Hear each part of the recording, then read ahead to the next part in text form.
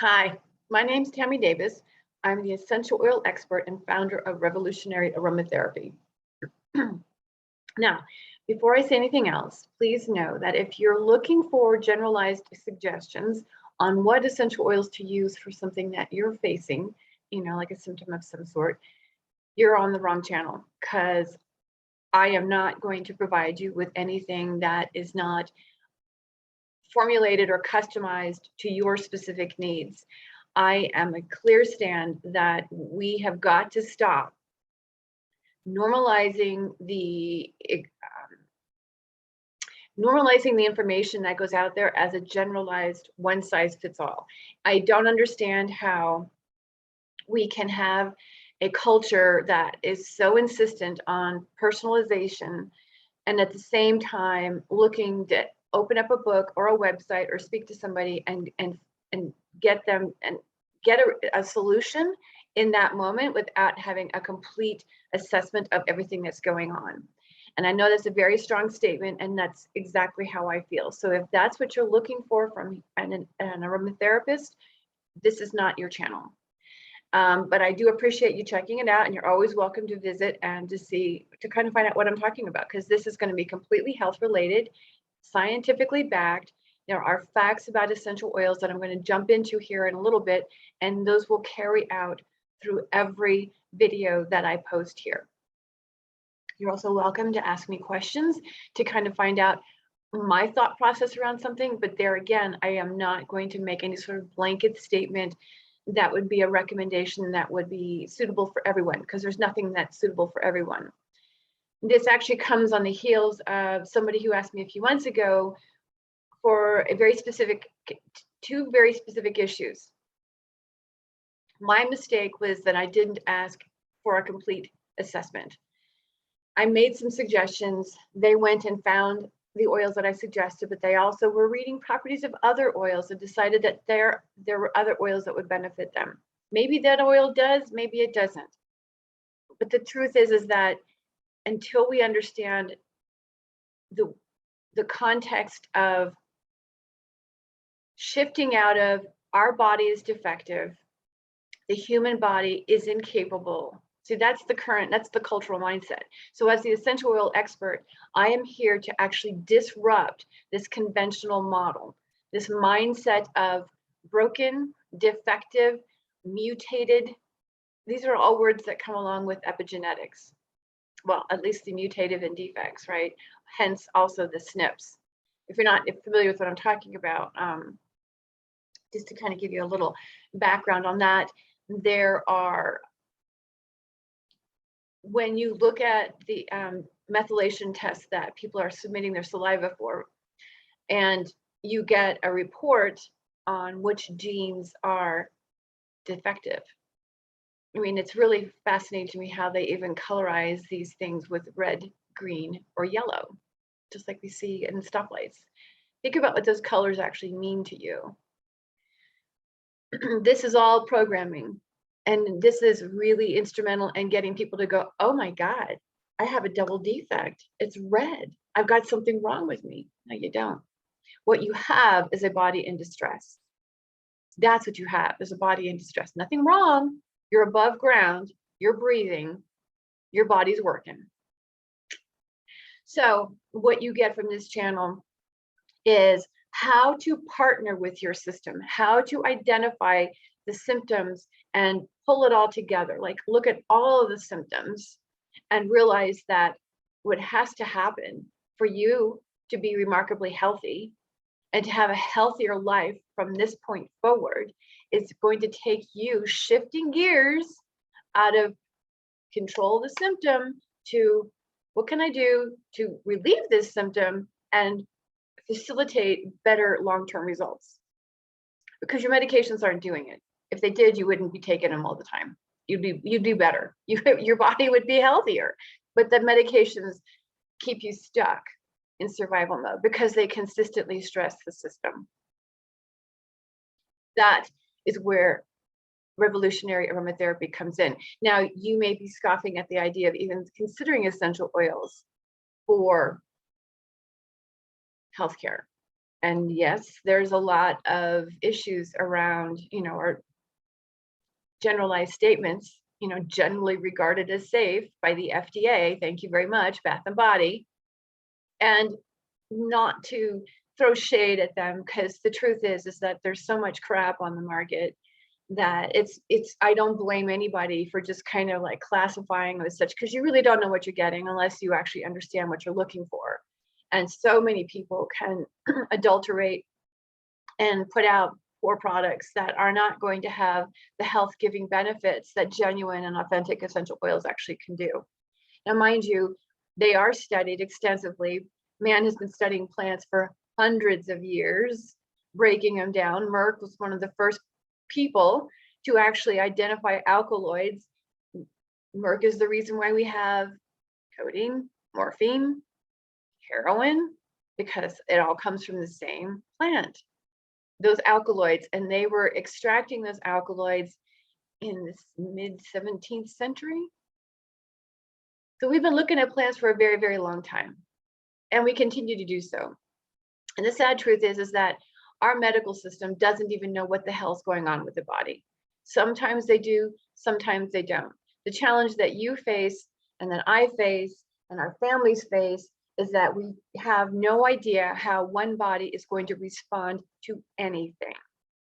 We don't have a clue. It is not predictable. It's an organic mechanism. And so when I say that the medical community doesn't really know what the hell's going on, the countless research that I found, for instance, the stress mechanism is a real mechanism. It's real. It's a pro-inflammatory hormonal reaction. So the body just shifts gears and starts producing these pro-inflammatory hormones. Now, the thing is they've only identified this within the last 10 to 15 years. Before that, it was just stress kills. Take, for instance, as well, that since 2003, they've been talking about the parasympathetic vagal nerve connecting to the digestive tract and communicating directly with the microbiome. That it's an actual system, cholinergic system that works directly with our immune system. And yet we have people telling us how we should be and what we should be doing, and yet all of this information is just now coming out, and and it's available, but people aren't accessing it.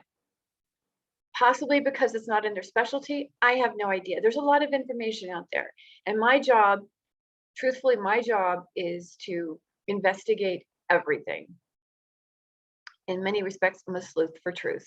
So on this channel, I will be talking about everything that I've just discussed so far, breaking it down into various topics. You're invited to ask questions about something that I've said or I haven't said that you'd like to know more about.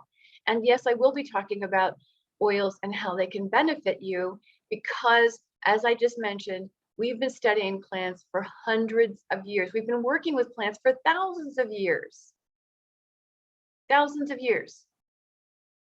And I think it's time to stop putting all of our favor into an industry or a field that knows nothing about your specific body. They have a generalized idea of what human health is supposed to look like. They study these plants. They pay attention to how these various plant chemicals influence genetic activity in the human body.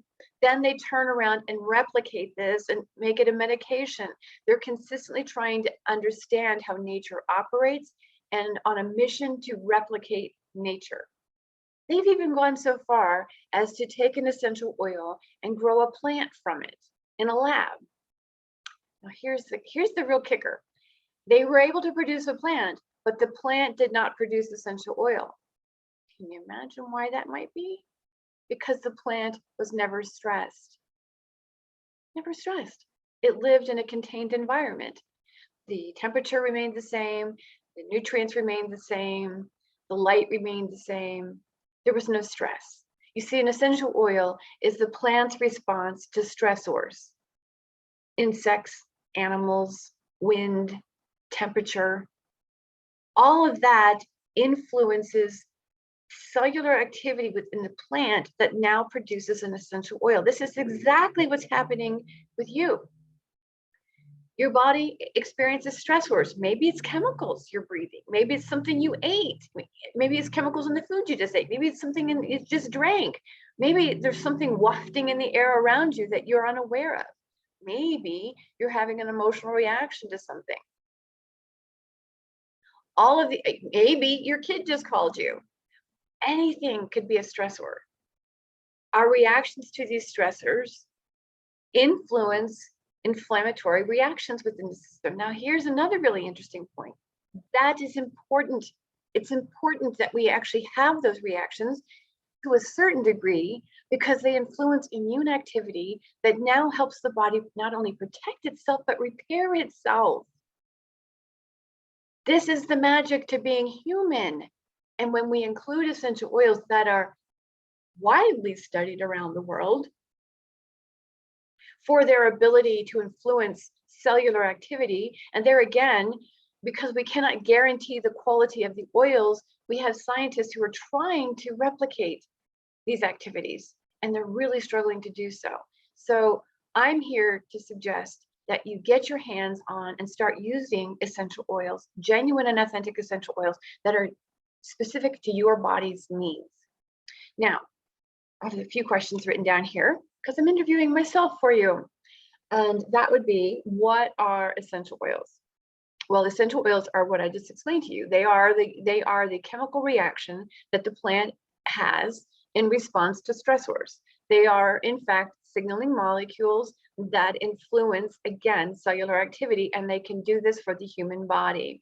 They can bind to various genetic receptors, like the ACE2. Yeah, there's a few of them that actually bind to ACE2. Imagine that in this era, in this viral era, it can actually bind to the ACE2, and that's found in essential oils. Pretty, and you know what that means?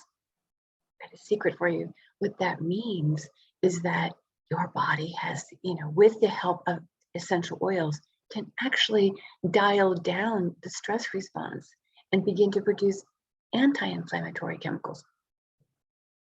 Did you know you could do that? Can you believe that? Yes, I'm making fun of this system and the mindset that we've bought into. I know that I'm doing that, but it's deliberate because it's time for us. If we want to have, we can either raise our children to think they're going to grow up and be sick because of our family history, or we can raise our children to know that they can be healthier than their mothers and fathers and grandparents. I mean, and truthfully, this channel actually comes on the heels of having heard what Eric Rubin stated in an FDA in the VRBPAC meeting back on the 1st of November. And his, basically saying that we're never going to know, we're not going to know anything about these vaccines until we start using them. And this was during a meeting that was being held by Pfizer with the FDA to request approval for vaccinating our children. Now, I am paraphrasing, but I'm not telling you anything that I read off of a website. I actually listened to a vaccine panel discussion around this. And although people have tried to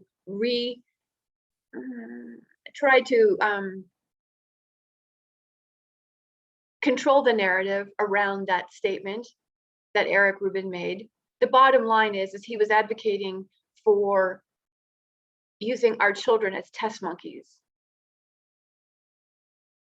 And I have great issue with that because myocarditis is being seen as a side effect of this vaccine. That's inflammation of the heart muscle. And he downplayed it by stating, and I saw this in an interview with him, where he felt like COVID was more of a threat to your child's life and your grandchildren's life than myocarditis. Now, the deal is, that's bullshit, because myocarditis is potentially fatal as long as chronic inflammation and damage to the heart. They don't know how this is going to play out because this is vaccine produced. This is written on the CDC that myocarditis is in fact a potential side effect, but they ice the cake by saying that there's plenty of medications that can help with this issue. So with that said, this is a big move to guarantee and provide job security to those in big pharma. Yeah, and to do, if you actually have been watching this far, you heard me say my background is in pharmacology. Our children deserve a better chance because they don't need to be dependent upon a pharmaceutical industry. They don't need to be dependent upon that. In fact, it's a very sick codependence because the pharmaceutical industry depends on our dependence. And as with revolutionary aromatherapy, I'm here to advocate for our children, give our children a better start to their life, give our children a healthier childhood, give our children a healthier adulthood. And we can do this through the use of essential oils, because the more you use them in your life, and your children are seeing this, they're going to want to do it too. And if, and I teach you how to use the oils, and you can teach them. That's how this ripple goes. Next question was, what does science know? I think I pretty much already covered that. They already, and they continue to learn more and more and more about the plants, about how they influence various genetic activity. There's a ton of research that came out, all peer-reviewed, just this last year in 2020, with regards to essential oils and their influence on viruses. They know a lot. And again, these are worldwide studies that are going on. This is not local to the US. In fact, if there's any kind of study like that going on in the US, it's not being made known. By the way, the Pfizer in discussion with the FDA and Eric Rubin that I was talking about, I've actually sat there and read through the minutes. So I wanted to clarify that before I go on. How do they compare to meds? Well, medications are very specific in their actions in the body. Take, for instance, like serotonin reuptake inhibitor, an antidepressant. It's focused on serotonin and the serotonin receptors. And it's metabolized on certain liver enzymes. An essential oil can actually influence serotonin in this case, and it would potentially be metabolized just like the medication. They also bind to serum albumin, which is another way the body clears itself. But the difference between an oil and a medication is very singular in its mechanism of action. An essential oil, it's comprehensive. So it actually supports an entire system. So when you use several oils at a time, you're really benefiting the entire system, not just a very specific reaction. So there'll be more on that. And I've already made my stand on human health and the body's abilities. We're very, very capable. So that's what this channel is about. And I'm going to leave it there for now, but stay tuned. Please subscribe. I would love for you to subscribe, because at that point you can stay in touch with what I'm talking about. You'll always see this backdrop because this is I actually have a black rose on my website, but this is the same rose. And because I believe in being, there's no gray area when it comes to health. There's no gray area. And as I said, there's no such thing as a one size fits all. That's just a load of crap. We cannot be, it's dangerous. It's not just a load of crap. It is dangerous to be saying that this is all good for everyone. And we're making a big mistake by going out there and looking at these websites and getting into books and taking somebody's suggestion. And if we don't get the results we're looking for, we just cast it off as, well, see, it's not good, it's not ineffective. And I see that a lot with oils as well. And it's just because it wasn't right for your body. There probably, I know there's something that your system is needing, and it's the chemistry. And so, like I mentioned earlier, this person who went and got a different oil, the chemicals in that oil don't serve what her system is going through. So this is an important thing to remember as well. So don't give up. Hang with me. Learn about these oils. Learn about how this is actually influencing our health. And stay tuned. I think the first one I'm going to come back with is going to be more on the immune system. See you soon.